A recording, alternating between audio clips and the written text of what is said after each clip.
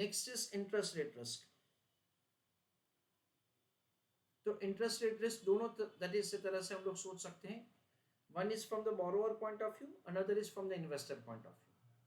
Borrower ने floating rate of interest पे बोरो किया है और फ्लोटिंग रेट ऑफ इंटरेस्ट ऊपर जा रहा है। इन्वेस्टर ने फ्लोटिंग रेट ऑफ इंटरेस्ट पे लेंड किया है और फ्लोटिंग रेट ऑफ इंटरेस्ट नीचे जा रहा है।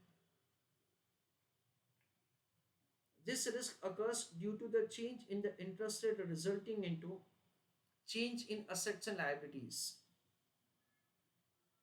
Risk is more important for banking companies as their balance sheet items are more interest rate sensitive.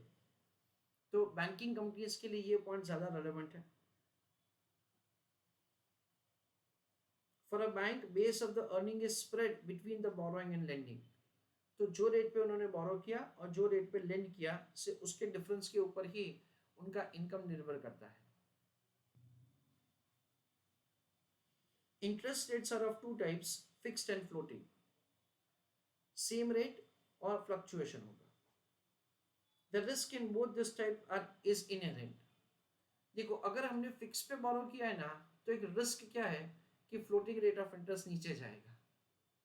अब फ्लोटिंग पे बोरो किया तो रिस्क क्या है कि फ्लोटिंग रेट ऑफ इंटरेस्ट ऊपर जाएगा।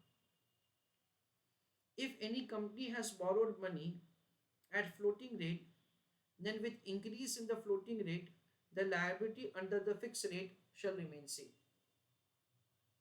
This fixed rate with falling floating rate of the interest liability of the company to pay interest under fixed rate shall comparatively be higher.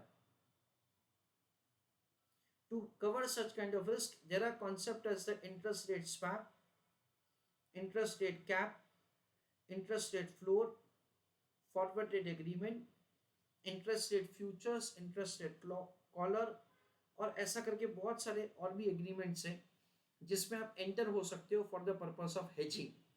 Hedging में क्या होगा, आपका रिस्क रिड्यूस होने का fair chances है।